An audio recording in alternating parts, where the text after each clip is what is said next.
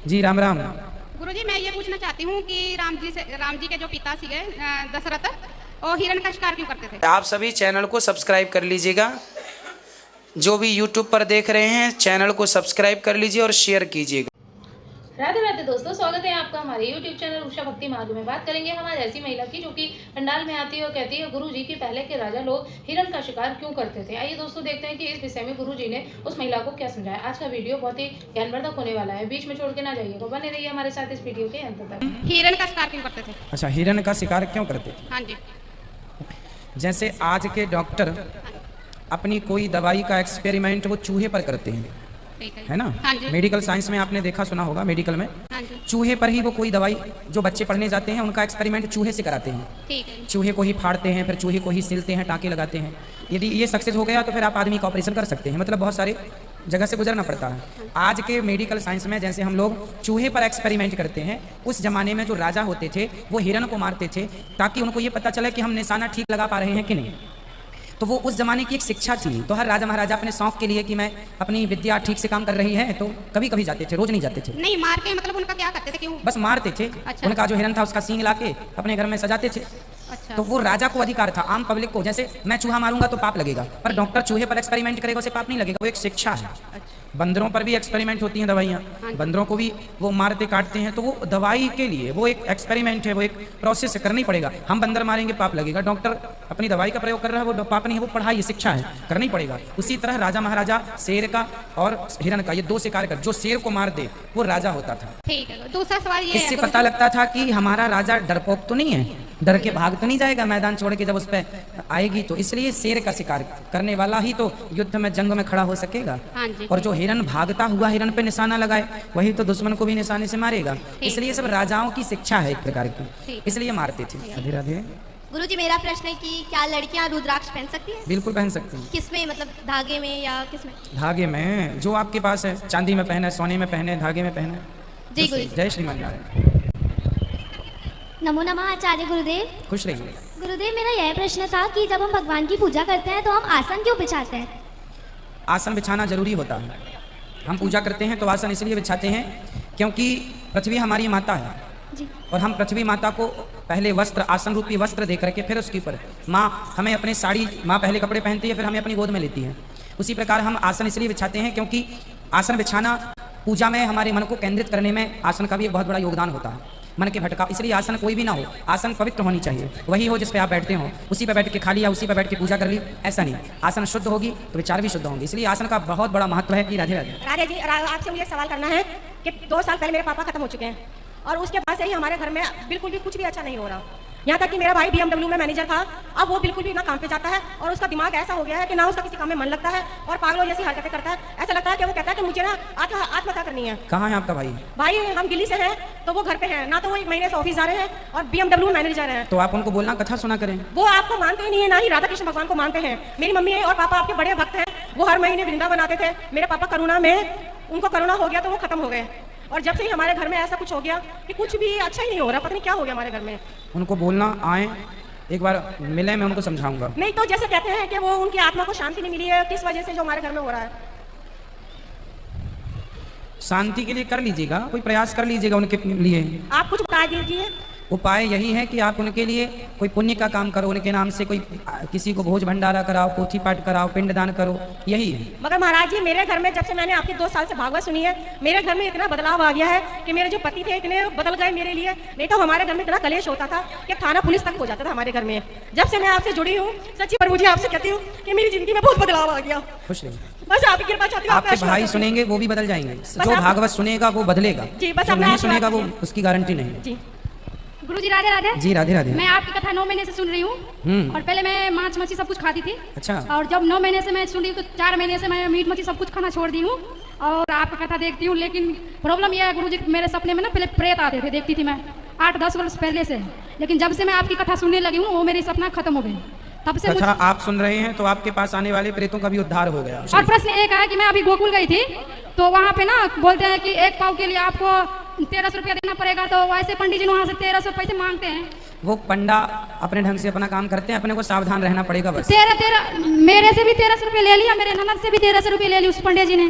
तो पंडों का काम ही है ये। मैं बोल रही थी, बोला नहीं आपको देना पड़ेगा, एक दिन का भोग लगाना चाहते हो तो आपको देना पड़ेगा। वो पंडा है, पंडों से आपको अपनी सावधानी अपने हाथ। हर जगह मतलब पैसा ही मांगते हैं, वहाँ पे हर जगह पैसा ही मांगते हैं, 1 से 500 2000 जितना देना है। यहाँ तो नहीं मांगते आपसे पैसे? नहीं, ये बस। बात तो मैं भी बोलती, गुरुजी बोलती तो पैसा किसी को नहीं देना है, लेकिन ये तो पैसा ले लिए। किसने? वही अब ले लिए सो आपने दिया सो लिया, वो जेब से थोड़ी निकाले हैं। नहीं, फिर उसने मांगा तो हमने दे दिया। हाँ तो बस फिर अब मांगा और दे दिया तो बोलने की जरूरत ही नहीं। बोला कि एक दिन का आपका मतलब एक पाव। या फिर अपनी भाई आदमी लाखों मांगे पर उतनी दो ना जितनी आपकी श्रद्धा है। आप बोल देते 1300 नहीं हम 13 रुपए देंगे तो भी काम बन जाता। गुरुजी आपके चरणों में कोटि कोटि खुश प्रणाम। रहिए। गुरुजी मेरा सवाल ये था कि जैसे घर गृहस्थी में रहते हुए आदमी अपने सारे कार्य भगवान को कैसे समर्पित करे। जैसे कि मैं अभी एक प्राइवेट सेक्टर में जॉब करता हूँ, सुबह निकलता हूँ, सुना जरूर है कि भगवान को सारे कार्य अर्पण करो, पर करे तो कैसे। जैसे बैंकिंग लाइन में हूँ प्राइवेट सेक्टर में, उसके लिए बताइए।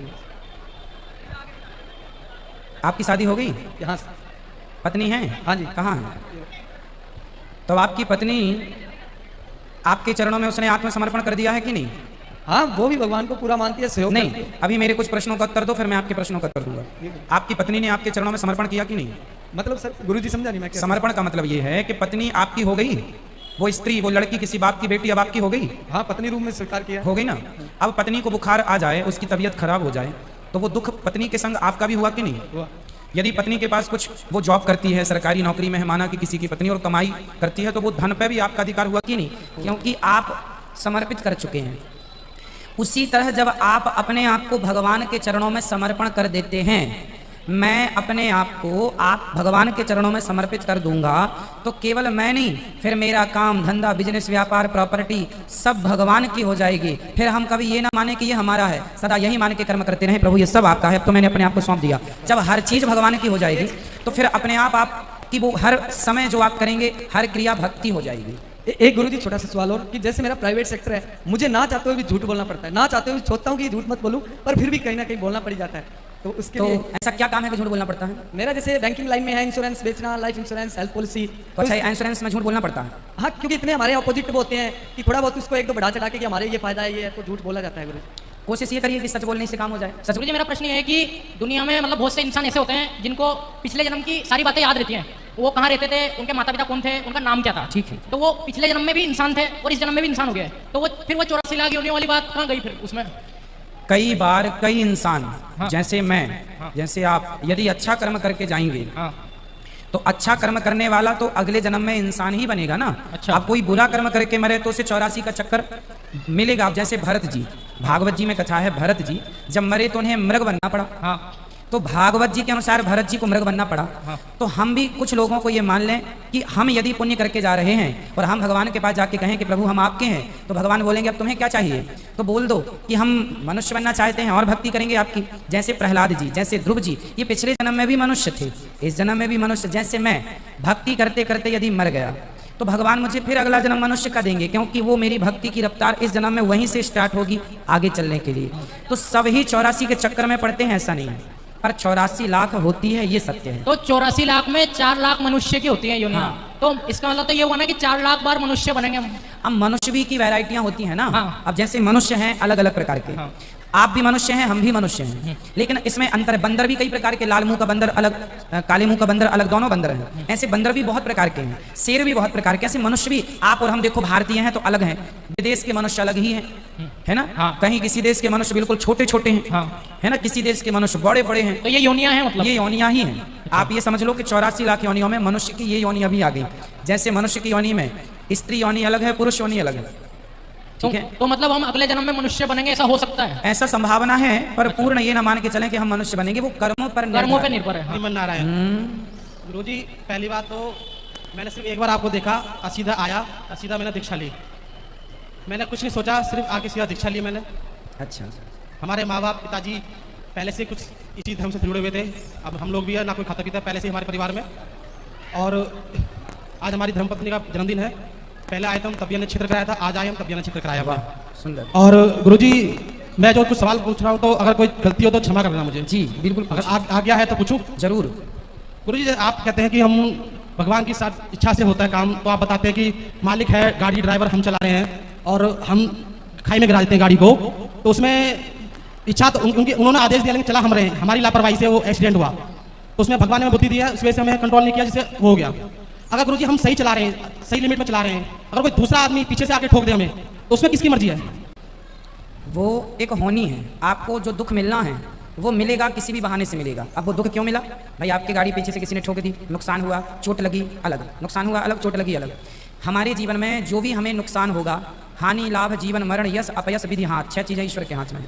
कितना नुकसान होगा ईश्वर जानते हैं, कितनी हानि होगी ईश्वर जानते हैं। इसलिए आप ये समझो कि जीवन में जब भी दुख आए, समझ लेना कि वो हमारे पापों का, किसी भी जन्म के पापों का दंड है। वो किसी भी रूप में मिल सकता है। नहीं वो तो ठीक है, समझ लिया, लेकिन अगर हमसे खाई में गिरती गाड़ी तब वो हमारी गलती थी। ठीक है, हाँ, वैसे वो होनी हो गई। तो वो होनी इसलिए हो गई क्योंकि वो होनी थी। अच्छा, माता सती, भगवान शंकर तो सब जानते थे हमारी आपकी मृत्यु भी टालते हैं शंकर जी, लेकिन खुद की पत्नी की मृत्यु ना टाल पाए।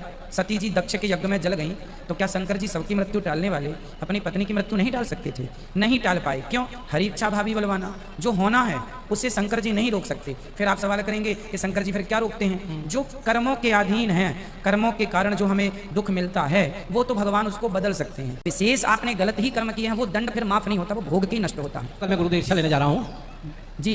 तो मैं ये प्रश्न था मेरा कि मेरे मित्र सिंधी और पंजाबी हैं, ठीक है, उनके यहाँ गमी के अंदर तीसरे दिन शुद्धि करके भोजन करा देते हैं। ठीक है, तो मैं क्या वहाँ उनके यहाँ भोजन कर सकता हूँ कि नहीं? अब सबकी अपनी अपनी भी मान्यताएं हैं ना, हर समाज की अपनी अपनी रीति रिवाज है। जी जी। तो यदि उनकी रीति रिवाज ऐसी है तो उनके हिसाब से वो ठीक होगी।